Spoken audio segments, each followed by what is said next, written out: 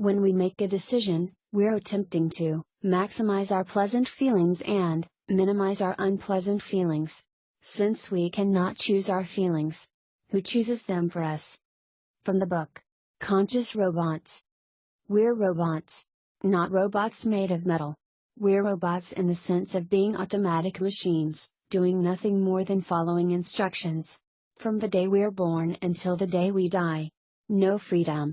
Just doing what we're programmed to do. It's not the easiest idea to live with. So one of the aims of this book is to help you live with it.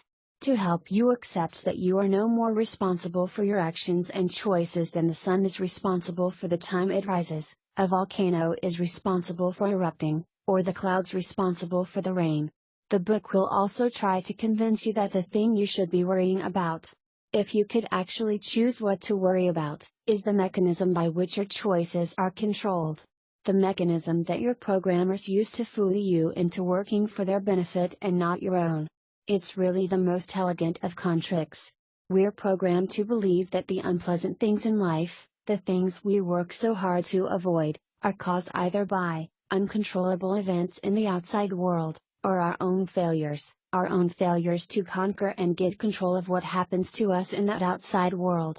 We're programmed by evolution to believe that the reason life isn't an endless stream of joy and contentment is because we haven't won yet, that if we had more money, our worries would slip away, that a fine house and elegant possessions would satisfy our desires, that if we had a successful career, and children, we'd be content.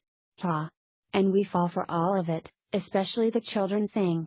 In short, we're conned into believing in happily ever after. But happily ever after won't ever happen.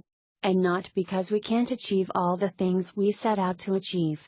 Happily ever after won't happen regardless of what we achieve, because it's simply not in the interests of our genes.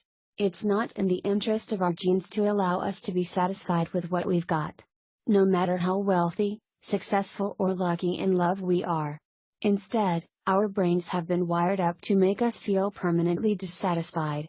Even if our lives look wonderful to almost everyone else, we will always want more. It's why millionaires strive to become billionaires, it's why pop stars take drugs, it's why perfect couples end up divorced. And it's why humans have conquered the planet. Happiness isn't the reward for a life well lived, it's the mechanism used to control our behavior. This is the reality of being human.